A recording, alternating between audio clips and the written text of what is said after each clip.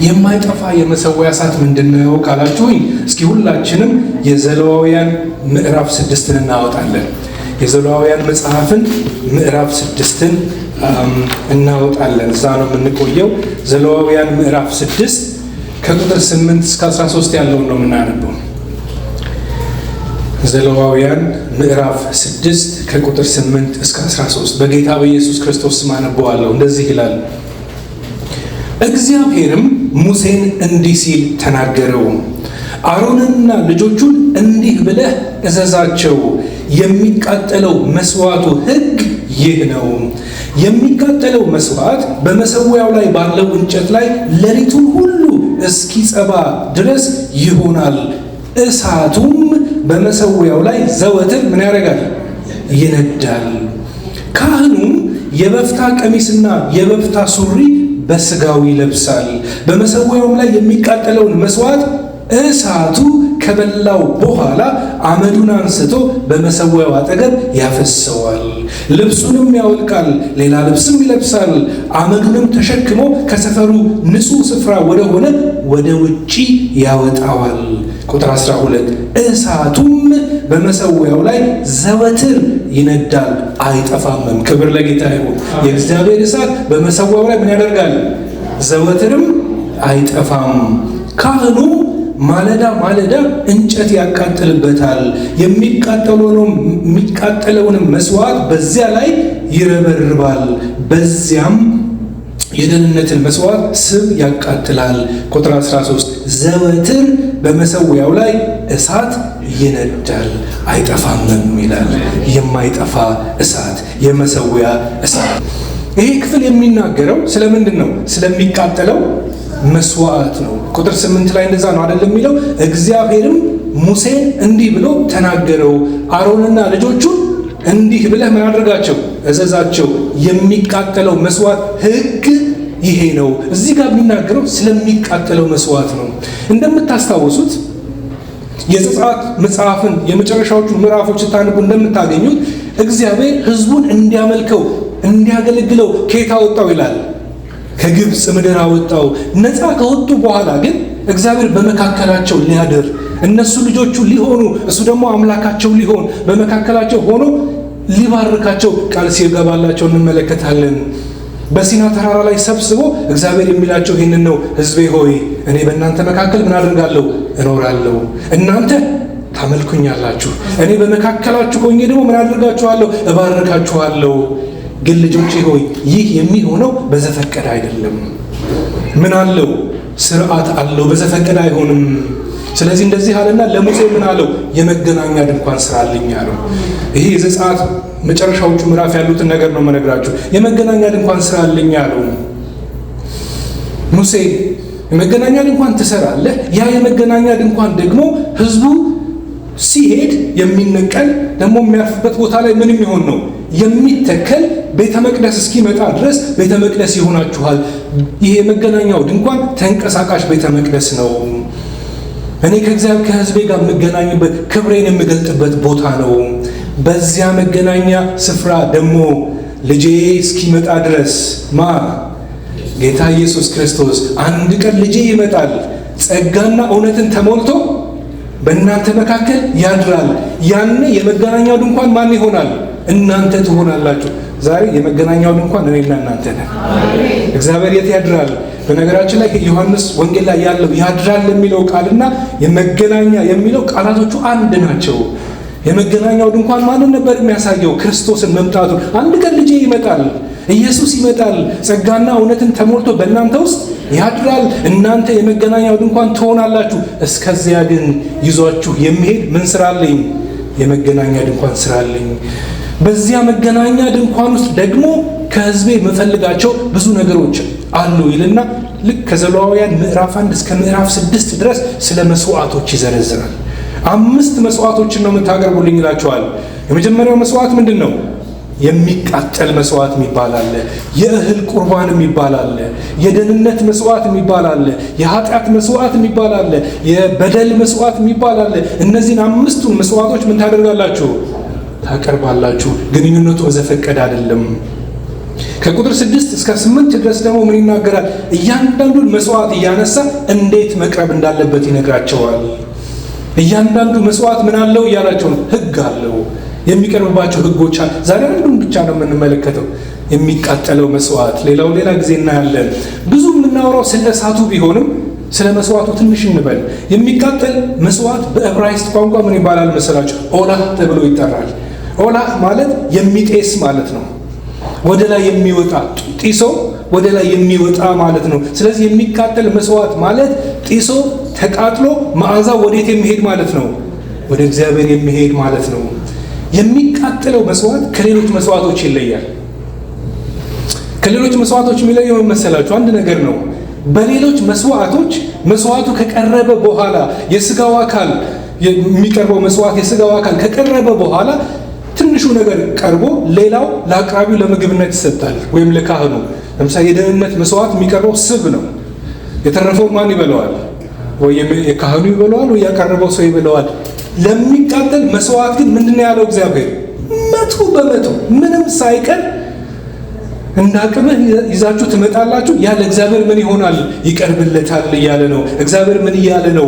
ከእናንተ የምጠብቀው ቶታል ሰረንደር ነው። ከእናንተ የምፈልገው ፍጹም የሆነ መሰጠትን ነው። 20% አይደለም፣ 30% አይደለም፣ 100%። ያንን እግዚአብሔር ምን ያደርገዋል? ያሸተዋል። ይሄ ይሁንልን። አሜን። በአዲስ ኪዳንም የእግዚአብሔር ሐሳብ ይሄ መሆኑን የምታውቁት የሮሜ መጽሐፍን ስታነቡ ነው። ሮሜ 12:1 ምንድን ነው የሚለው? እንግዲህ ወንድሞች ሆይ ሰውነታችሁን እግዚአብሔርን ደስ የሚያሰኝና ሕያው ቅዱስን መስዋዕት፣ ደስ የሚያሰኝ ሕያው ቅዱስ። ከዚህ የበለጠ ቶታል ሰረንደር አለ እንዴ? ሁለንተናችሁን ምን አድርጉልኝ እያለ ነው እግዚአብሔር? አቅርቡልኝ እያለ ነው። በብሉይ ኪዳን መስዋዕት አቅራቢው መስዋዕቱ፣ እንደገና ደግሞ ካህኑ፣ መስዋዕት አቅራቢው መስዋዕቱን ይዞ ይመጣል። ካህኑ ምን ያደርግለታል? 3 የተለያዩ ኤንቲቲዎች ናቸው። መስዋዕቱ አለ፣ አቅራቢው አለ፣ ደግሞ ካህኑ አለ፣ ደሙን የሚቀባ መስዋዕቱ ላይ እሳቱን የሚያቀርብ። በአዲስ ኪዳን ካህኑ ማን ነው? እኛው። መስዋዕቱ ማን ነው? እኔው ነኝ። በአዲስ ኪዳን መስዋዕቱም እኔው ነኝ። አልታሩ ላይ ሄጄ የምጋደመው እኔ ነኝ። የመገናኛ ድንኳኑ ማን ነው? ካህኑ ማን ነው? አቅራቢው ማን ነው? እኛ ነን። ክብር ለጌታ ይሁን። ኢየሱስ ክርስቶስ በቀራንያው ላይ ሞቶ አንድ ጊዜ አዲስ ኪዳንን ምን አድርጎልናል? ቀዶልናል። ዛሬ እየሄድን የምናቀርበው የደም መስዋዕት የለም። ክብር ለጌታ ይሁን። ይህን ሀሳብ ከየት አመጣኸው ካላችሁ ለሁላችንም ሁሉንም ነን የሚለውን አንደኛ ጴጥሮስ ምዕራፍ 2 ቁጥር 5 ላይ እንደዚህ ይላል፣ እናንተ ደግሞ ይላል ሕያዋን ድንጋዮች ሆናችሁ በኢየሱስ ክርስቶስ ለእግዚአብሔር ደስ የሚያሰኝ መንፈሳዊ መስዋዕት ታቀርቡ ዘንድ ቅዱሳን ምን ካህናት እንድትሆኑ ምን ለመሆን ተሰሩ ይላል? መንፈሳዊ ቤት ለመሆን ተሰሩ። መንፈሳዊ ቤቱም ማንን? እኛው። ካህናቱም ማንን? መስዋዕት ታቀርቡ ዘንድ ብሎ ደግሞ ሮሜ ላይ መስዋዕቱ ማን ነው አለ? እኛው ነን። ክብር ለጌታ ይሁን። ይሄ የሚቃጠለው መስዋዕት። አሁን ወደ እሳቱ ልምጣ። መስዋዕቱ ደግሞ ተቃጥሎ ወደ ሰማይ እንዲያርግ ምን ያስፈልገዋል? እሳት ያስፈልገዋል። ይሄ የመስዋዕቱ እሳት ተብሎ ይጠራል። ይሄ እሳት ወገኖቼ በአንድ በኩል የእግዚአብሔርን ሕልውና ልክ መስዋዕቱ ሲቀርብ እሳት ከሰማይ ወርዳ ምን ታደርጋለች ይላል። ስለዚህ ምንን ያሳያል? ይሄ የእግዚአብሔር በሕዝቡ መካከል መኖሩን መገናኘቱን ነው የሚያሳየው። በአንድ በኩል የእግዚአብሔርን ሕልውና፣ በሌላ በኩል ደግሞ የሕዝቡን አምልኮ ሲያቀርብ ደግሞ ሕዝቡ ምን እያደረገ ነው? እግዚአብሔር ሆይ አመልክሃለሁ፣ ራሴን እሰጥሃለሁ እያለ ነው። እሳቱ በእግዚአብሔርና በሕዝብ መካከል ሕልውናን የሚያያይዝ ነገር ነው። ክብር ለጌታ ይሁን። ይሄ የመስዋዕቱ እሳት በአዲስ ኪዳን የመንፈስ ቅዱስ ምሳሌ ነው። በእኛ ውስጥ ያለው እሳት የመንፈስ ቅዱስ ምሳሌ ነው። ይሄ እሳት ደግሞ ምን የተባለ ነው? በፍጹም እንዳይጠፋ የተባለ ምሳሌ ነው። በሐዋርያት ሥራ ትዝ ይላችኋል። የምን ልሳኖች ነው የሚለው? የእሳት ልሳኖች። ያኔ የተመረቀው መንፈስ ቅዱስ እኔና እናንተ ውስጥ አለ። ያ እሳት አለ፣ ከየትም አናመጣውም። ግን ያን እሳት ምን አድርጉ ነው የተባልነው? አቀጣጥሎት። እሳቱ በየቀኑ ምን ይበል? ይንደድ ይንደድ። አሜን። በፎንታና ይንደድ። ክብር ለጌታ ይሁን። እግዚአብሔር በሚቀጣጠል መንፈሳዊ እሳት ይባርከን። አንድ ቤተ ክርስቲያን አሉ እንደኔ ፓስተሩ እንደዚህ ማነው ሰባኪው ይሰብካል፣ እሳት ነው የሚሰብከው ስለ መንፈሳዊ እሳት እና መጨረሻ ላይ የጸሎት ጊዜ ነው። ከእሳት እሳት እሳት እያለ ይጸልያል የሚያስተምረው ሰው። ጌታዊ በእሳት አቃጥለን እሳት ይምጣ ሲል ውጭ ላይ ትንሽ እንቅልፍ ያዝ ያደረጋቸው ጠባቂው ነበሩ። ሙሉውን መልእክት አልሰሙትም። እሳቸው የሰሙት ምን የሚለውን ነው? እሳት የሚለውን ነው። አጠገባቸው ሲያዩ በባልዲ የተቀመጠ ውሃ ልክ ሊጸዳበት የተቀመጠ እሳት ተነሳ ብለው ወደ መድረኩ እየሮጡ ሰባኪው ላይ ሲያዩት ማንም ሰው አይንቀሳቀስ። ፊት ያሉትም ሰዎች እርዱኝ እንጂ አንተ እኛ ያለው ሰማያዊውን እሳት ነው፣ አንተ ምድራዊውን ውሃ ይዘን መጣ አሉት። ክብር ለጌታ ይሁን። ከዛ ጊዜ ጀምሮ ስለ እሳት ሲጸልይ ሰባኪው በሩን እያየ ነው የሚጸልየው። ክብር ለጌታ ይሁን። አሁን በደንብ ስሙኝ፣ የሁላችሁን ጆሮ ፈልጋለሁ። እዚህ ጋር እሳቱን ማን ነው የጀመረው? እሳቱ ከየት ነው የመጣው? በሀገራችን እሳት ሲጀመር ወይ ክብሪት ይለኮሳል አይደል? ወይ ደግሞ አንዳንዶች ታውቃለህ ከጎረቤት እሳት አምጣ ሲባል ሰምታችኋል አይደል? ወይ ከጎረቤት እሳት ወይ ወረቀት እንደዚህ ያቀጣጥለን እሳት እናቀጣጥላለን አይደለም? ይሄ የመስዋዕቱ እሳት መጀመሪያ የመጣው ከየት ነው? ምንጩ ምንድን ነው? የመስዋዕቱ እሳት ልክ ምዕራፍ 9 ላይ ከምዕራፍ 6 እስከ ምዕራፍ 8 ምንድነው ብያችኋለሁ? የመስዋዕቱ ህግ ነው። እንዴት ይቀርባል እያንዳንዱ መስዋዕት? ህጉን ሰጠ እግዚአብሔር፣ ጨረሰ። 5 አይነት መስዋዕቶች አሉ፣ የሚቀርቡበት ህግ ይሄ ነው አለና ልክ ምዕራፍ 9 ላይ ህዝቡ ተሰበሰቡ፣ መስዋዕት መቅረብ ጀመረ። የመጀመሪያውን መስዋዕት ያቀረበው ማን ነው? አሮን ነው። ካህኑ እሱ ነው አይደለም? ለራሱ የሚሆን የሚቃጠል መስዋዕት፣ የኃጢአት መስዋዕት፣ የበደል መስዋዕት ይዞ ቀረበ ካህኑ። ከዛ እሳቱን ከየት ያመጣ? አሁን ይንደድ ተብሏል አይደል? እሳቱ ምዕራፍ 6 ላይ ያነበብኩላችሁ ህጉን ነው። እግዚአብሔር ህጉን ሰጥቷል። እሳቱ ምን መሆን አለበት ብሏል? ማለዳ ካህኑ ምን መጨመር አለበት ብሏል? እንጨት እየጨመቀ 24 ሰዓት እሳቱ ምን አያደርግም? አያቋርጥም በተአምር እሳቱ። ግን እሳቱን ማን ጀመረው? ይሄ በጣም ወሳኝ ነው ወገኖቼ። እሳቱን የጀመረው እሱ እግዚአብሔር ራሱ ነው ወገኖቼ። እንዲህ ይላል መጽሐፍ ቅዱስ ዘሌዋውያን ምዕራፍ 9 ላይ ከቁጥር 23 ጀምሮ ነው ማነብላችሁ። ከቁጥር 1 እስከ 22 ድረስ የማቅረብ ስነ ስርዓት ነበረ። መስዋዕቱን አዘጋጅተው ስቡን፣ ስጋውን፣ ሁሉ ነገር አቀረቡ። ግን እሳቱን ማን የለኮሰው? አንድ የተባለውን እሳት ራሱ ነው ወይ ያነደደው? መጽሐፍ ቅዱስ እንደዚህ ይላል፣ ሙሴና አሮን ይላል ዘሌዋውያን 9 ምዕራፍ 23 ላይ ወደ መገናኛው ድንኳን ገቡ። መስዋዕቱ ከቀረበ በኋላ ህዝቡንም ባረኩ። የእግዚአብሔርም ክብር ሁሉ ተገለጠ። እሳትም ከእግዚአብሔር ዘንድ ወጣ፣ በመሰዊያው ላይ የሚቃጠለውን መስዋዕት ስቡንም በላ። ህዝቡም ሁሉ አይተው እልል አሉ፣ በግንባራቸውም ወደቁ ይላል። የመጀመሪያውን እሳት የሰጠው ማን ነው? እግዚአብሔር ነው። ያ እሳት ነው እንዲቀጥል የተባለው። እሳት ከውጭ አይመጣም፣ ከጎረቤት አይመጣም፣ ከሰው አይመጣም፣ ከሰው ልምምድ አይመጣም። የእሳት ምንጩ ማን ነው? እግዚአብሔር ነው ወገኖቼ። ይሄ እሳት ሰማያዊ እሳት ነው። ይሄ እሳት መለኮታዊ እሳት ነው። ይሄ እሳት ከሰማይ የወረደ እሳት ነው። መንፈስ ቅዱስ ከሰማይ ነው የወረደው። ክብር ለጌታ ይሁን። እኔና እናንተም ዛሬ አዲስ እሳት አናመጣም። በውስጣችን ያለውን እሳት ነው የምናቀጣጥለው። የካህኑ ኃላፊነት እሳት መጀመር አይደለም። እሳት ጀምር አልተባለም። ምን አድርግ ነው የተባለው? አቀጣጥል፣ ቀጥል። እሳቱ እየነደደ እንዲቆይ ቀጥል ነው የተባለው። የእሳት ጀማሪ እግዚአብሔር ነው ወገኖቼ። ወደ ምዕራፍ 16 ሄዳችሁ ስታን በኋላ በሰፊው እናየዋለን። የሚያስፈራ ነገር ታያላችሁ። ሌላ እሳት የሚባል አለ። የአሮን ልጆች ሌላ እሳት በማምጣታቸው ዕጣን የሚያጥኑ ሰዎች ነበሩ። ሌላ እሳት በማምጣታቸው የእግዚአብሔር እሳት ወርዳ በላቻቸው ይላል። ሌላ እሳት አናመጣም ዛሬ። በውስጣችን ማን አለ? ሌላ ልምምድ አናመጣም። ከዓለም የምናመጣው ነገር የለንም። እሳት ከየት ነው የሚመጣው? ከውስጥ ነው የሚመጣው። የእሳት ጀማሪ ማን ነው? እግዚአብሔር ነው። በቃ ይህንን ማወቅ አለብን ወገኖቼ። ይህንን ያላደረጉ የራሳቸውን እሳት፣ የጎረቤትን እሳት ያመጡ፣ የጎረቤት ልምምድ ያመጡ ሰዎች እንደተቀሰፉ በኋላ ላይ በደንብ እናያለን። በአዲስ ኪዳንም ወገኖቼ እኔና እናንተ ከሌላ ቦታ የምናመጣው እሳት የለንም። አቀጣጥሉ የተባል ነው። በአንተ ውስጥ ያለው ምን አደርጋለሁ ይላል?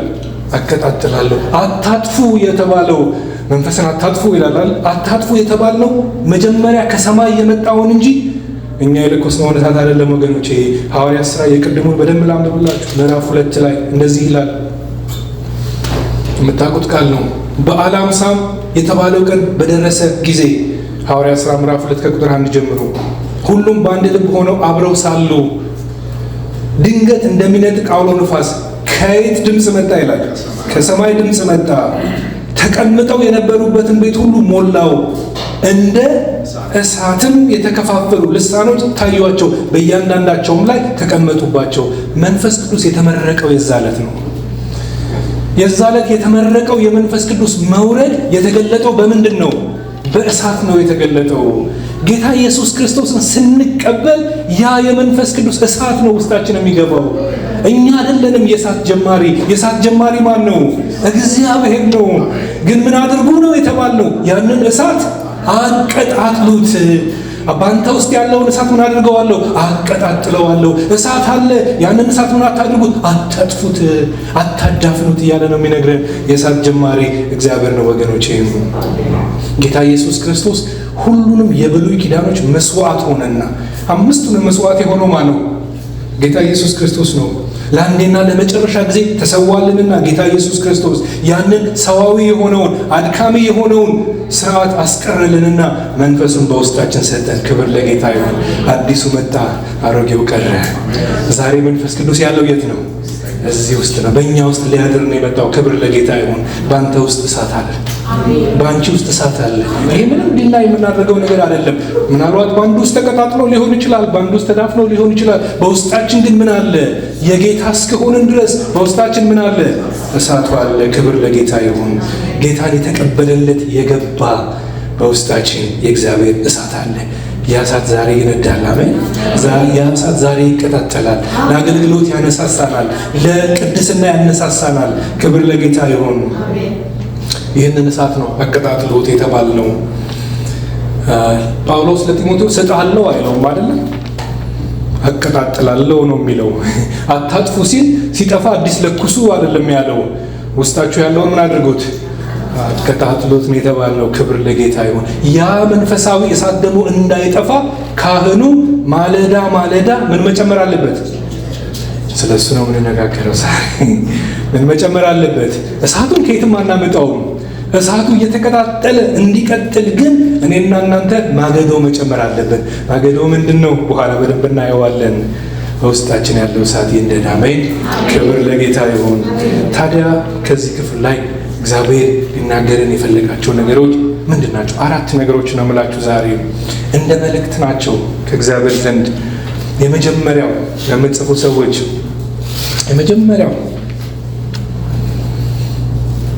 ልጆቼ ሆይ ነው የሚለን እግዚአብሔር። የመጀመሪያው የመሰዊያ እሳት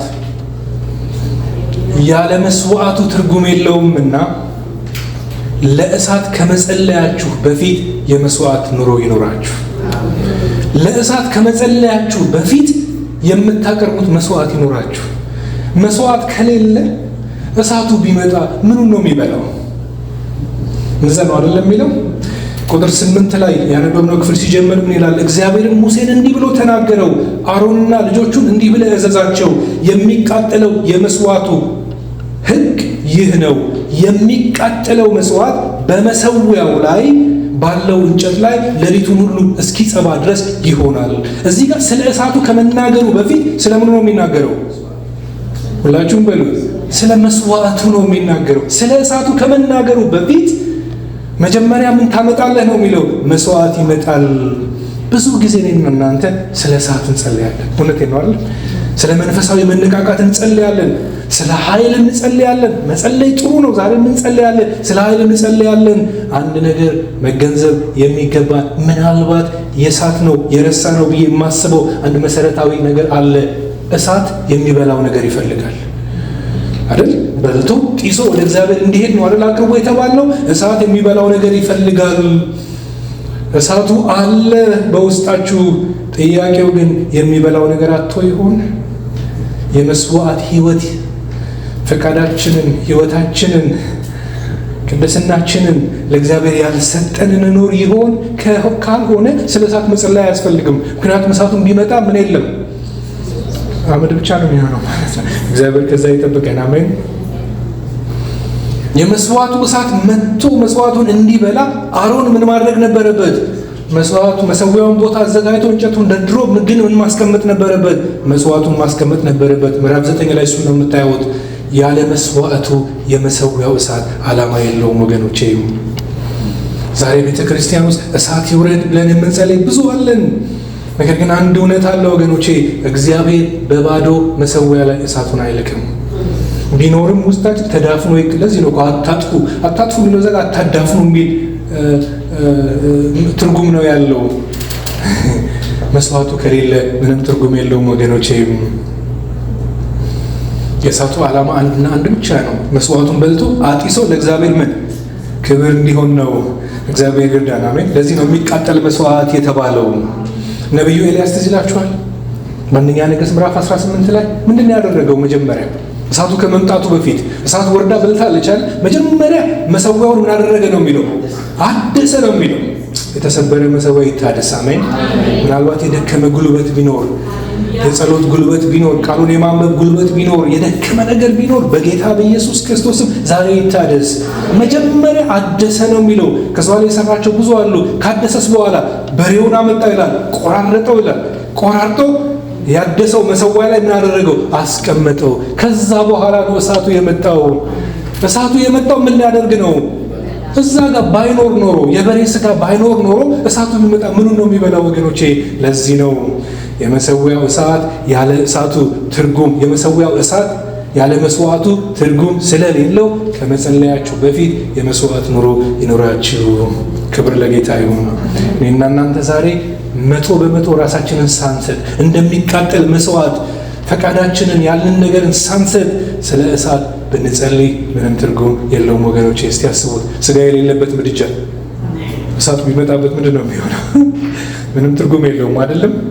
እግዚአብሔር መስዋዕት የሌለበት ምድጃ ከመሆን ያድነን። አሜን ነው ወገኖቼ። አንዳንድ ሰዎች ይጸልያሉ ግን የመስዋዕት ሕይወት የላቸውም። ጥያቄው ይሄ ነው ወገኖቼ። የሚቃጠል መስዋዕት አላችሁ ወይ? ሙሉ በሙሉ ተቃጥሎ ጢሱ ወደ እግዚአብሔር የሚወጣ መስዋዕት አለን ወይ? እኔና እናንተ ሰውነታችን ሕያውና ቅዱስ መስዋዕት ሆኖ ለእግዚአብሔር እየተሰጠ ነው ወይ? ከንፈሮቻችን እንዴት ናቸው?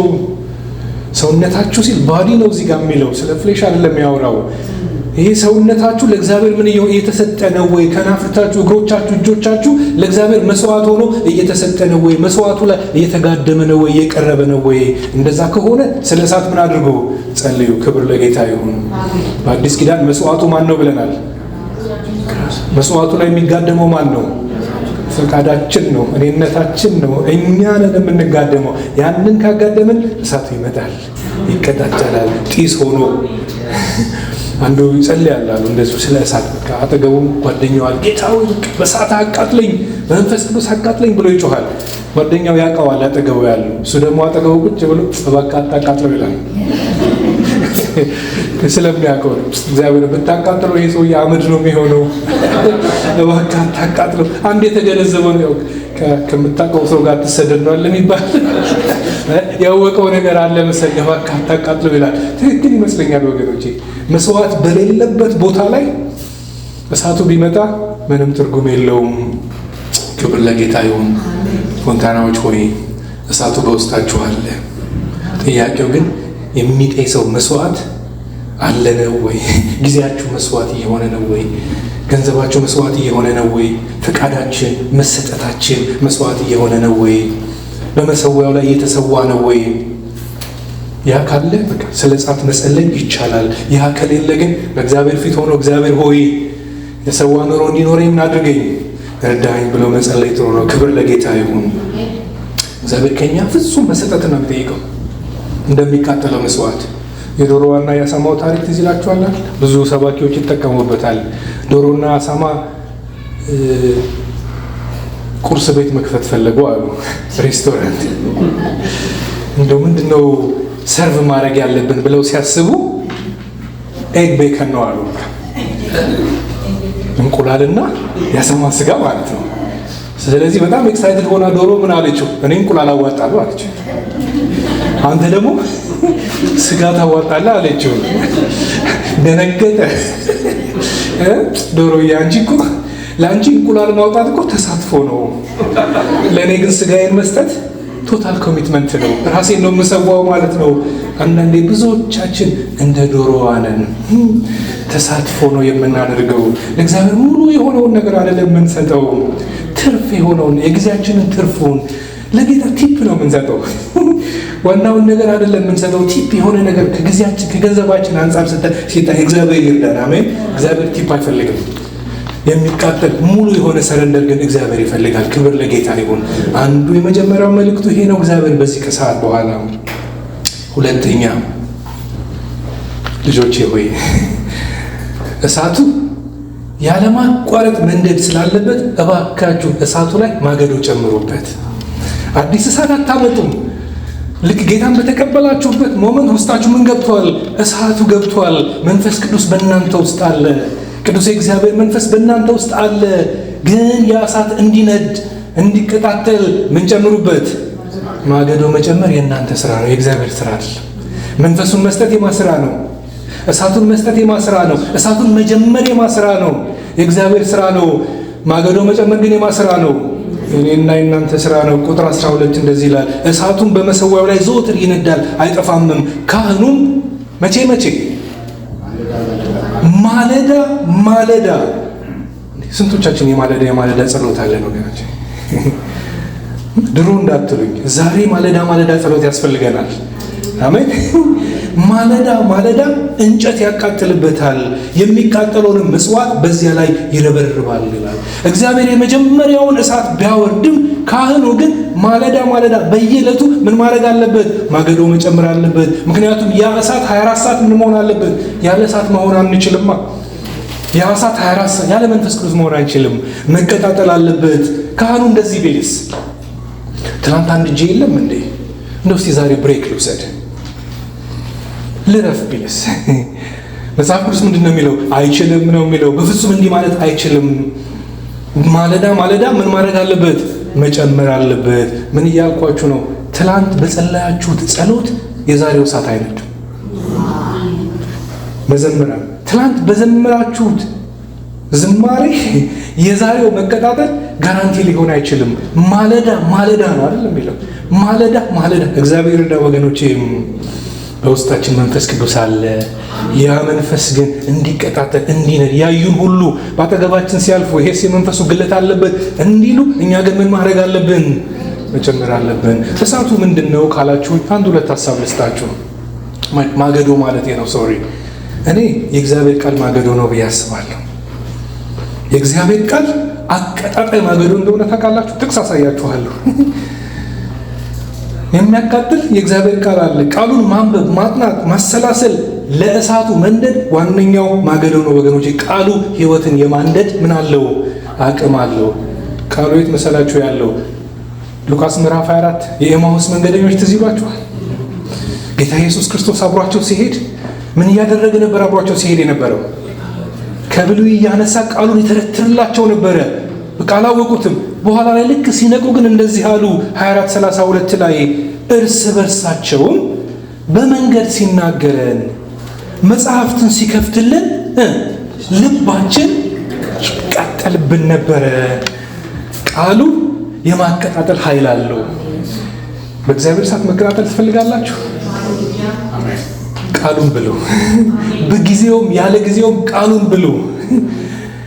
ቃሉ የማቀጣጠል ኃይል አለው። ዛሬ ምናልባት ላይ ገባችሁ ይችላል። የሆነ ቀን ግን ሰይፍ ሆኖ የሞተውን ነገራችሁን የማስነሳት ኃይል አለው የእግዚአብሔር ቃል። ክብር ለጌታ ይሁን። ያለ እግዚአብሔር ቃል የመንፈሱ እሳት አይቀጣጠልም። መንፈሱና ቃሉ ተለያይተው አይሄዱም ወገኖቼ። ቃሉ ማገዶ ሆኖ በውስጣችን ያለውን እሳት ያቀጣጥለዋል። ሌላ ምን መሰላችሁ? ጸሎት። ቤዚክ የሆነ ነገር ነው የምነግራችሁ። ጸሎት፣ ህብረት። ጸሎት ከእግዚአብሔር ጋር የምንገናኝበት እስትንፋስ ነው አይደለም? እሳት ለመንደድ ብዙ ነገር ያስፈልገዋል ያሉ ሳይንቲስቶቹ። አንድ የሚያስፈልገው ነገር ምን እንደሆነ ታውቃላችሁ? ኦክሲጅን ነው አይደለም? ያለ ኦክሲጅን እሳት ምን ይሆናል? ያለ ኦክሲጅን መኖር እንችላለን? ለዚህ ነው መጽሐፍ ቅዱስ ሳታቋርጡ ጸልዩ የሚለው። ምክንያቱም ያለ ጸሎት እሳቱ ምን አያደርግም? አይነድም፣ ሬሌቫንት አይሆንም። ስለዚህ ሳታቋርጡ ምን አድርጉ? ጸልዩ። ክብር ለጌታ ይሁን። በውስጣችን ያለው እሳት ያለ ጸሎት ምን አያደርግም? አይነድም። የሚጸልይ ክርስቲያን ይከታተላል። የማይጸልይ ክርስቲያን አቃጥለኝ ብሎ መጸለይ አይችልም አይደለም። እግዚአብሔር ይርዳን። አሜን። በደንብ ስሙኝ ወገኖቼ። እሳት በውሃ ብቻ አይጠፋም። ውሃ ነው አይደል የእሳት ጠላት። እሳት በንፋስ ብቻ አይጠፋም። የእሳት ጠላት አንዱ ምንድን ነው? ንፋስ ነው አይደለም። እሳት አንዳንዴ ማገዶ በመከልከል ይጠፋል። ነገሮችን ችላ በማለት በውስጣችን ያለው እሳት ምን ሊሆን ይችላል? ለዚህ ነው መንፈስን ምን አታድርጉ፣ አታጥፉ ብሎ የሚናገር፣ አታዳፍኑ እያለ ነው። በየማለዳው ተነስተን የእግዚአብሔርን ቃል የማናነብ ከሆነ የማንጸልይ ከሆነ ራሳችን ለጌታ የማንሰጥ ከሆነ እሳቱ ይዳፈናል። ማለዳ ማለዳ ስላችሁ ቴክ ሊትራሊ ወገኖች፣ ማለዳ በእግዚአብሔር ፊት ሆነ ራሳችን የማናድስ ከሆነ በትላንቱ ዛሬ እሳቱ ሊነድ አይችልም። ክብር ለጌታ ይሁን። ጠላት ዲያብሎስ በአንድ ጊዜ መጥቶ ውሃ ቸልሶ የጸሎት ህይወታችሁን አያጠፋውም፣ ወይም የግለት ኑሯችሁን አያጠፋውም። ቀስ እያለ ከምንድን ነው የሚያደርጋችሁ? ከቃሉ ነው የሚያደርጋችሁ። ቢዚ ያደርገናል አይደል? ቃሉን እንዳናነብ ቢዚ የምትለዋን ቃል በጣም እንወዳታለን። እኔ የሆነ ጊዜ ላይ ቃል ገብቻለሁ ለእግዚአብሔር ቢዚ የሚለውን ቃል አልጠቀም ማለት ነው። ማንኝ ነው ቢዚ ለማለት? ጊዜን የሰጠ ማን ነው? ካሰብንበት እውነት ለምን የፈለገ እዚህ ጋር በጣም የምትሰሩ ሰዎች ቢዚ የሆናችሁ ሰዎች እንዳላችሁ አውቃል። ካሰባችሁበት it's a matter of managing time እንጂ ለእግዚአብሔር ምን አለ? ጊዜ አለ። ጊዜን የሰጠው እግዚአብሔር ስለሆነ፣ ስለዚህ ዲያብሎስ አንዴ መጥቶ እሳታችንን አያጠፋውም። ቀስ ያደርግ ቢዚ ያደርግና ለቃሉ ጊዜ እንዲያኖረን ያደርገናል። ጠዋት ስንነሳ በጉልበታችን ከመሄድ ይልቅ ቲክቶክ ታፕ ስንል ከዛ በኋላ ታፕ ታውቃላችሁ አይደል? እኔም በቅርቡ ነው ያወቅሁት። የስ ማገዶ ያጣ እሳት ደግሞ ቀስ እያለ ምን ማለቱ አይቀርም፣ መጥፋቱ አይቀርም። ኢንቴንሽናል እንሁን እያልኳችሁ ነው። እግዚአብሔር የራሱን ፓርት ተወጥቷል። በእኛ ውስጥ ምን አለ? እሳቱ አለ ወገኖቼ። ዛሬ በመንፈስ እናውጃለን። እስቲ ሁላችሁም እንዲበሉ፣ ከዛሬ ጀምሮ በሉ፣ መስዋዕቴን ማገዶ አላሳንሰውም። ማለዳ በእግዚአብሔር ፊት እየቀረብኩ ማገዶዬን እጨምራለሁ። አሜን። እግዚአብሔር ከዚህ ቃላችን ጋር ይሁን። አሜን። ክብር ለጌታ ይሁን። ሶስተኛ ልጆቼ ሆይ፣ የሚያስፈራው ነው። ልጆቼ ሆይ እግዚአብሔር ያላዘዘው ሌላ እሳት የሚባል አለና ሌላ እሳት እንዳናነድ እንጠንቀቅ። እንደ ናዳብና አብዩድ እንዳንሆን። እነዚህ ሁለት የአሮን ልጆች ናቸው፣ ካህናት ናቸው፣ እግዚአብሔርን ቀርበው ያዩ ሰዎች ናቸው። እንደሱ እንዳንሆን እግዚአብሔር ይርዳን። ይሄ የመሰዊያን እሳት በተመለከተ በጣም የሚያስፈራው የእግዚአብሔር ቃል ያለው እዛው ዘሌዋውያን ውስጥ ነው። ምዕራፍ 10 ቁጥር 1 እና ቁጥር 2 ስታነቡ በጣም የሚያስፈራ ነገር ታነባላችሁ። እንደዚህ ይላል፣ የአሮንም ልጆች ይላል፣ ካህናት ናቸው። ልዩ ስራቸው ማጠን ነው። እሳት ጨምረው ዕጣን ጨምረው ምን ማድረግ ነው? ማጠን ነው የነሱ ስራ። የአሮንም ልጆች ናዳብና አብዩድ በየራሳቸው እሳቱን ያመጡት ከየት ነው? ከሆነ ቦታ ነው፣ ከራሳቸው። በየራሳቸው ጥናውን ወስደው ዕጣን የሚገባበት ቦታ ማለት ነው። ጥናውን ወስደው እሳት አደረጉበት። በየራሳቸውን እሳት በላዩ ዕጣን አኖሩበት። በደንብ ስሙ ይችላል። በእግዚአብሔርም ፊት እርሱ ያላዘዛቸውን ሌላ እሳት አቀረቡ። ቁጥር 2 ላይ እሳትም ከእግዚአብሔር ፊት ወጥቶ በላቸው፣ በእግዚአብሔርም ፊት ሞቱ ይላል። እግዚአብሔር ይርዳን። እግዚአብሔር በመሰዊያው ላይ እንድናነደው ወይም ደግሞ ዕጣኑ እንዲታጠንበት የፈቀደው እሳት የትኛው እሳት ነው? እግዚአብሔር ከሰማይ ያወረደው እሳት ነው። ሌላ እሳት አይደለም። ከጎረቤት የተዋስነው እሳት አይደለም። ይሄን ሐሳብ ከታመጣው ካላችሁኝ አሁንም እዛው ዘሌዋውያን ላይ ነው የምቆየው። ዘሌዋውያን ምዕራፍ 16 ላይ በግልጽ ተናግሯል እግዚአብሔር እሳቱ ከየት መምጣት እንዳለበት። ላንብብላችሁ። ዘሌዋውያን 16:12 ላይ እንደዚህ ይላል ስለሚያጥኑት ሰዎች ሲናገር፣ በእግዚአብሔርም ፊት ካለው መሰዊያው ላይ የፍም እሳት አውጥቶ ጥናውን ይሞላል። ከየት ነው እሳቱን የሚያመጣው? ጥናው እዚህ ጋር ነው ያለው። የሚያጥኑ ታውቃላችሁ አይደለም? ከኦርቶዶክስ ባክግራውንድ የመጣችሁ። ስለዚህ የሚያጥነው ሰው አለ። የሚያጥነው ሰው ዕጣኑን እንትን ለማለት እሳት ማንደድ አለበት። እሳቱን ለማንደድ ከሆነ ቦታ መጀመር አለበት። ከየት ነው የሚያመጣው ይላል? ከመስዋዕቱ ላይ እዛ የሚቃጠለው መስዋዕት፣ የደህንነት መስዋዕት ስቡ የተቃጠለበት ቦታ አለ። ከዛ ላይ ነው እሳቱን አምጥቶ ጥና ውስጥ የሚከተው። በእግዚአብሔር ፊት ካለው መሠዊያ ላይ የእሳት ፍም አምጥቶ ጥናውን ይሞላል። ከተወቀጠም ከጣፋጭ ዕጣን እጁን ሙሉ ይወስዳል፣ ወደ መጋረጃውም ያመጣዋል ይላል። ዕጣኑን ለማጠን እሳቱን ከየት ነው የሚያመጣው? ያን የመስዋዕቱን እሳት የጀመረው ማን ነው? ከሌላ ቦታ እሳት አይመጣም። እኔና እናንተ እሳት ከሌላ ቦታ አናመጣም። ክብር ለጌታ ይሁን። ናዳብና አብዩድ ያደረጉት ምንድን ነው? እግዚአብሔር የጀመረውን እሳት ሳይሆን የራሳቸውን እሳት ነው ያመጡት። እግዚአብሔር የጀመረውን እሳት ማምጣት ሲገባቸው የራሳቸውን ፍም አመጡ። ምናልባት ከራሳቸው ምድጃ ከጎረቤት ተውሰውት ሊሆን ይችላል። እሳት ነው፣ ዋናው ምንድን ነው? ማጨሱ ነው ያሉ ይመስለኛል ወገኖቼ። ይሄ ሌላ እሳት ይባላል። ስሜት ባይሰጥም እግዚአብሔር ያለንን ነው የምናደርገው። እኔ ብለን ሾርትከት የምንወስደው ነገር የለንም ወገኖቼ። ዛሬ ሌላ እሳት የሚያቀርቡ ሞልተዋል አይደል? ብዙ ልምምዶች ታያላችሁ። ጩኸት የበዛበት፣ ፍልስፍና የበዛበት፣ መልካም የሚመስል ግን የእግዚአብሔር ነገር የሌለበት። እግዚአብሔር ይርዳን። ከሌላ ቦታ የምናመጣው እሳት ለእግዚአብሔር አይሆንለትም ወገኖቼ። እግዚአብሔር የሰው ሰራሽን ስጋ የራሳችንን ልምምድ ግለት ምናምን አይፈልግም። ስሜታዊ የሆነ የሃይማኖት ጫጫታ እግዚአብሔር ምን አያደርግም? ካስጮህን መንፈስ ቅዱስ እንጮሃለን። አንጮህ እያልኳችሁ አይደለም። መንፈስ ቅዱስ ያስጮሃል አንዳንዴ። ማኒፕሌት የምናደርገው ነገር ግን የለንም። አሜናችን ሲነካን እንጮሃለን። ሲነካን እንደ ልባችን እንሆናለን። የነጻነት መንፈስ ነው ጌታ የሰጠን አይደለም። ግን ከእግዚአብሔር ያልሆነውን ነገር እንዳናመጣ ልንጠነቀቅ ይገባል። የእውነተኛ አምልኮ መነሻው ማን ነው? ራሱ እግዚአብሔር ነው፣ መንፈስ ቅዱስ ነው ወገኖቼ።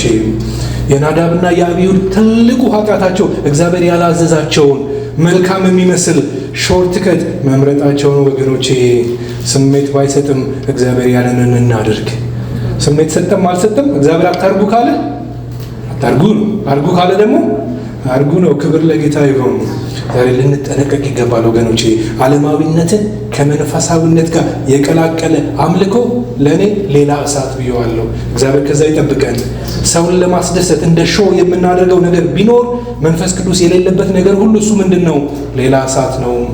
በኃጢአት በድብቅ እርኩሰት እያደረግን በመድረክ ላይ ወጥተን የምናደርገው ነገር ቢኖር እሱ ምንድን ነው? ሌላ እሳት ነው ወገኖቼ። እግዚአብሔር የሚቀበለው ከራሱ ከመንፈስ ቅዱስ የሆነ እሳት ነው። ክብር ለጌታ ይሁን። እሳት ከውስጥ እንጂ ከውጭ አይመጣም። ከዚህ ፈንቅሎን ነው እንጂ የሚወጣው ከውጭ የምናመጣው እሳት የለንም። በጣም የሚገርመው እዚህ ጋር የበላቻቸው ምንድን ነች? እሳት ነች። እሳትም ከእግዚአብሔር ፊት ወጥታ በላቻቸው ይላል። እዚህ ጋር የሚያስገርም ንጽጽር አለ። እሳቱ አንድ ነው፣ ግን ያ እሳት በዘሌዋውያን ምዕራፍ 9 ላይ እውነተኛው መስዋዕት ላይ ሲያርፍ ምንድን ነው ያደረገው? መስዋዕቱን በልቶ አጢሶ ጢሱ ለማን ሆነ? ለእግዚአብሔር መዓዛ ሆነ። አምልኮ ማለት ይሄ ነው። ያቺው እሳት ደግሞ በማይገባ ነገር ላይ ባልታዘዝንበት ነገር ላይ ሲያርፍ ምን ሊሆን ይችላል? ፍርድ ሊሆን ይችላል። ዛሬ እግዚአብሔር ምን እያለን ነው ብትሉ፣ የስጋ ግለት መንፈሳዊነት አይደለም። ስለ ጋርን መንፈሳዊነት አይደለም። ሰዎችን ስሜታቸውን ለመኮርኮር የሚደረጉ ብዙ ነገሮች አሉ አይደል? በዚህ ዘመን መቼም ሁላችንም ዩቲዩብ ላይ ብዙ ነገር እናያለን። እሱ እውነተኛ የሆነ እሳት አይደለም ወገኖቼ። የእግዚአብሔርን ቃል ያላማከለ የእግዚአብሔርን መንፈስ ሴንተር ያላደረገ ልምምድ ሁሉ እሱ ምንድን ነው? ሌላ እሳት ነው። ሌላ ግን እግዚአብሔር የሚለን ነገር አለ። በእነዚህ ሰዎች ሕይወት ከእግዚአብሔር ጋር መላመድ አደጋ አለው። ናዳብና አብዩድ ምንድን ነው ያደረጉት? ባይዛዊ በጣም ከእግዚአብሔር ጋር የቀረቡ ካህናት ናቸው። በሲና ተራራ ላይ አሮንና ሙሴ ሲወጡ አብረው የወጡ ሰዎች ናቸው። እንደ ማንኛውም ሕዝብ አይደሉም። እግዚአብሔርን ቀርበው ያዩ ሰዎች ናቸው እነዚህ ሁለት ካህናት። እነዚህ ሰዎች ግን ምን አሉ? አይ በቃ ለምደነዋል፣ እኛ ልማደኞች ነን፣ በቃ የቤቱ ልማደኞች ነን፣ የቤተ መቅደሱ ልማደኞች ነን። ስለዚህ የፈለግነውን ነገር ብናደርግ በቃ እግዚአብሔር ምንም አይለንም ብለው ያሰቡ ይመስለኛል። ዛሬ በአገልግሎት ስንቆይ፣ በጌታ ቤት ስንቆይ ወገኖቼ ይሄንን የእግዚአብሔርን መድረክ እንዳንንቀው፣ እንዳናቃልለው ልንጠነቀቅ ይገባናል። ወደ እግዚአብሔር ፊት ስንቀርብ ሁል ጊዜ በብዙ ፍርሃት በብዙ መንቀጥቀጥ መሆን አለበት። ምክንያቱም እግዚአብሔር የፍቅር አምላክ የተባለውን ያህል ደግሞ ምን ተብሎ ተጠርቷል? የሚባላ እሳት ነውና። ይሄ የአዲስ ኪዳን ቃል ነው ወገኖች። ዕብራውያን ምዕራፍ 12 ላይ የተጻፈ ቃል ነው። ምን ማነብላችሁ? ምን ይላል? ስለዚህ የማይናወጥን መንግሥት ስለምንቀበል በማክበርና በፍርሃት እግዚአብሔርን ደስ እያሰኘን የምናመልክበት ጸጋ ይሄ ጸጋ ይባርካችሁ ወገኖች። ወደዚህ ቤት ስትገቡ የፍርሃት መንፈስ ከእግዚአብሔር ጋር ኢንተራክት ስናደርግ ሁል ጊዜ በማክበርና በፍርሃት ይልና ምን ይላል? አምላካችን በእውነት የሚያጠፋ እሳት ነውና እግዚአብሔር ያድነን። በአዲስ ኪዳንም እሳቱ ከየት ተልኳል? ከሰማይ ተልኳል። በሐዋርያት ምዕራፍ 2 ላይ ተመርቋል። ጌታ ኢየሱስ ክርስቶስን ስንቀበል እኛ ውስጥ ገብቷል። ሌላ እሳት አናመጣም። ከውስጥ ያለውን እሳት ግን እናቀጣጥላለን። ክብር ለጌታ ይሁን። የመጨረሻው አሁንም ልጆች ሆይ ብዬ ልጀምር። ብዙ ጸልዬበት የመጣሁት ቃል ስለሆነ እሳቱን ለመጠበቅ አመዱን አስወግዱ። እሳቱ እየነደደ እንዲቀጥል አመዱን አስወግዱ። ቁጥር 10 እና 11 እንደዛ አይደለም የሚለው? ምን ይላል? ካህኑ የበፍታ ቀሚስና የበፍታ ሱሪ በስጋው ላይ ይለብሳል። በመሰዊያውም ላይ የሚቃጠለው መስዋዕት እሳቱ ከበላው በኋላ ምንድን ነው የሚሆነው? አመድ ነው አይደለም የሚሆነው? ከበላው በኋላ አመዱን አንስቶ በመሰዊያው አጠገብ ያፈሰዋል፣ ልብሱንም ያወልቃል። በአዲሱ ልብስ አመድ አይነሳም። የበፍታ ልብስ የሚለበሰው መስዋዕት ሊቀርብ ነው። አሁን ግን አመድ ሊጣል ስለሆነ አዲሱ አሮጌው ይወልቅና አዲሱ ይጠለቃል። ስለዚህ ምን ይላል? ልብሱንም ያወልቃል፣ ሌላ ልብስም ይለብሳል። አመዱንም ተሸክሞ ከሰፈር ንጹሕ ስፍራ ወደ ውጭ ምን ያደርገዋል? ያወጣዋል። ስለዚህ እሳቱ እየነደደ እንዲቀጥል መወገድ ያለበት ነገር አለ። ይህም አመድ ተብሎ ይጠራል። እሳት አመድ ካልተወገደለት ታፍኖ ኦክሲጅን ነው አይደለም ያጣ ይታፈንና መንደድ ያቅተዋል። ስለዚህ እሳቱ እንዲነድ ይሄ ነገር መጠረግ አለበት፣ ያለዚያ ይዳፈናል። ለዚህ ነው መንፈስን ምን አታድርጉ፣ አታጥፉ ወይም ደግሞ አታዳፍኑ ብሎ የሚናገረው። ፖሲቢሊቲው ስላለ ነው ወገኖች። መንፈስን ምን ልናደርገው እንችላለን? ልናጠፋው፣ ልናዳፍነው። ሊጠፋ አይችልም፣ ውስጣችን ነው ያለው መንፈስ ቅዱስ። ግን ምን ልናደርገው እንችላለን? ልናዳፍነው እንችላለን። አንድ ክርስቲያን በሕይወቱ መወገድ ያለበትን ነገር ካላስወገደ እሳቱ መዳፈኑ አይቀርም ወገኖቼ። ታዲያ እንዴት እንጠብቀው ካልን አመዱን እናስወግድ ነው። አመድ ምንድን ነው ካላችሁኝ 1-3 ነገር እነግራችኋለሁ። አመድ ምንን ያመለክታል ካላችሁኝ፣ አመድ የድሮ ስኬታችን ወይም አገልግሎታችን ይመስለኛል። አንዳንዶቻችን ትላንት ስለጸለይነው ጸሎት፣ ትላንት ስላደረግነው አገልግሎት፣ ከዓመታት በፊት ስላደረግነው ነገር በቃ ስለዛ ነገር ማውራት በጣም እንወዳለን። ጥሩ ነው፣ ምንም ክፋት የለውም። ግን በደንብ ስሙኝ። እሱ ትላንት ያደረጋችሁት ነገር ለእግዚአብሔር ተሰውቶ መዓዛ ሆኖ እግዚአብሔር አሽትቶት የት ነው ያለው? መዝገብ ተዘጋጅቶለት፣ መዝገብ ተጽፎለት፣ በቃ ለልጅ ተጽፎልሻል መዝገቡ ላይ በቃ እዛ ጋር ተጽፏል። ልጅ አገልጋይ ዘማሪ ብሎ እግዚአብሔር ምን አድርጎታል? ጽፎታል እዛ ጋር። በምድር ግን ምን ሆኗል? አትፍሩት፣ አመድ ሆኗል። አንዳንዶቻችን ድሮ ላይ ነው የተቸነከርነው። በቃ ድሮ አገልግዬ፣ ድሮ ግለቴ፣ የድሮ እንደዚህ በእግዚአብሔር ቤት እሳት ውስጥ ገብቼ ምናምን እንላለን። እኔ አንዳንዴ ወገኖቼ ድሮ ያደረግነውን ነገር እዚህ ስናወራ ወይም አሁን ያደረግነውን ነገር እዚህ ስናወራ ሂሳባችንን እዚሁ እንዳናወራረድ እፈራለሁ። እዚሁ ጎበዝ ተብለን፣ እዚሁ ጎሽ ተብለን ከሰማይ ሽልማት እንዳናጣ እፈራለሁ። እሱ ተሰውቶ የት ደርሷል? ሰማይ ደርሷል ወገኖቼ። እግዚአብሔር ይጠብቀን። አመድ በሆነው ነገር ላይ ተጨንቀን ከግለታችን እንዳንወድ ያንን እናስወግድ። ስኬትም ይሁን ምንም ይሁን እሱ ምን ሆኗል? አልፏል። የኋላዬን እየረሳው የፊቴን ለመያዝ ምን አድርጋለሁ? እዘረጋለሁ። ክብር ለጌታ ይሁን። አንዱ አመድ ማስወገድ ያለብን የድሮ ስኬታችን። በእናንተ ትልቅ ነገር ሰርቶ ሊሆን ይችላል እግዚአብሔር። በቃ እሱ መቼ ነው? ትላንትና ነው፣ ድሮ ነው። ለጌታ ብላችሁ እስር ቤት ገብታችሁ ሊሆን ይችላል። እሰይ። ለጌታ ብላችሁ ተባራችሁ ሊሆን ይችላል ከቤተሰብ። እሰይ፣ እንኳን እግዚአብሔር ያደረገው። እግዚአብሔር ግን የሚፈልገው መቼ ነው? ማለዳ ማለዳ የዛሬን እሳት ነው እግዚአብሔር የሚፈልገው። የትናንቱ ተሰውቷል፣ አብቅቶለታል። ምን ሆኗል? አሁን አመድ ሆኗል። አመዱ ምን መሆን አለበት? መወገድ አለበት። አዲስ እሳት፣ አዲስ ጸሎት፣ አዲስ መነቃቃት፣ አዲስ አገልግሎት፣ አዲስ ለቃሉ ያለ ትጋት። እግዚአብሔር ያንን ነው የሚፈልገው ወገኖቼ። አሜን። ሌላው አመድ ብዬ የማስበው የድሮ ስኬታችን ብቻ ሳይሆን የድሮ ውድቀታችንም ይመስለኛል። አንዳንድ ሰዎች ሁል ጊዜ ይከሰሳሉ ድሮ ባደረጉት ነገር። ምናልባት ሰይጣን የሚከሳችሁ ነገር ካለ በዚህ ከሰዓት በኋላ ክብር ለእግዚአብሔር ይሁን፣ እግዚአብሔር እሱን ይቅር ብሎታል። አመድ ነው እሱ። የድሮውን ኃጢአት እያሰባችሁ የምትወቀሱ ሰዎች ካላችሁ ስለ ቃላቴ ይቅር በሉልኝ። አመድ ላይ የተንከባለላችሁ ነው። ከአመድ ላይ የተንከባለልን ያለ እግዚአብሔር እሱን አይፈልግም። በቃ ይቅር ብሎናል። ሙቭ እንድናደርግ ይፈልጋል እግዚአብሔር። ወገኖቼ ይሄ ለእሳቱ አለመንደድ ምክንያት ሊሆን ይችላል። እግዚአብሔር ይቅር ብሎን ሰንሰለት እግራችን ላይ አድርገን መሄድ የሚያቅትን ሰዎች ብንኖር ሰንሰለቱ ዛሬ በጠስ በጌታ በኢየሱስ አመዱን ወደ ውጭ አውጥተን መጣል አለብን። ይቅር ብሎኛል ጌታ፣ ነፃ ወጥቶኛል ጌታ። ክብር ለጌታ ይሁን። ሶስተኛው ይቅር ያለ ማለት ይመስለኛል። ይቅር ያለ ማለት አመድ ላይ መቀመጥ ነው። አመድ ተሸክሞ መዞር ይመስለኛል ወገኖቼ። ሰዎች ያደረጉብንን ነገር ይቅር ያለ ማለት አንዱ መንፈሳዊ እሳታችንን ከሚያፍኑት ነገሮች አንዱ ነው። መራርነት ካለ ውስጣችሁ፣ ይቅር ያላላችሁት ሰው ካለ፣ ያልፈታችሁት ሰው ካለ ዛሬ መፈታት ይሆን። አሜን። ዛሬ መፈታት፣ አለበለዚያ እሳት ሊወጣ አይችልም። ውስጣችሁ መራርነት ኖሮ ይቅር ያለ መባባል ኖሮ እሳቱ ሊነድ አይችልም። በጣም ነው የእግዚአብሔር ቃል ነው የሚናገረው አይደለም። እግዚአብሔር ከማመሰግንባቸው ነገሮች አንዱ ያው እንደምታውቁት የቤተ ክርስቲያን ሽማግሌ ነኝ። ሽምግልና ሊያልቅ አንድ 3 ወር ወይም 4 ወር ቀርተውታል። ክብር ለእግዚአብሔር ይሁን።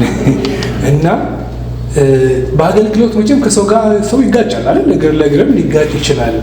በጣም ደስ የሚለኝ እግዚአብሔርን የማከብርበት ዞር ብዬ ሳይ እንደው የሆነ ነገር ያያዝኩበት ብዬ የማስበው አንድም ሰው የለም።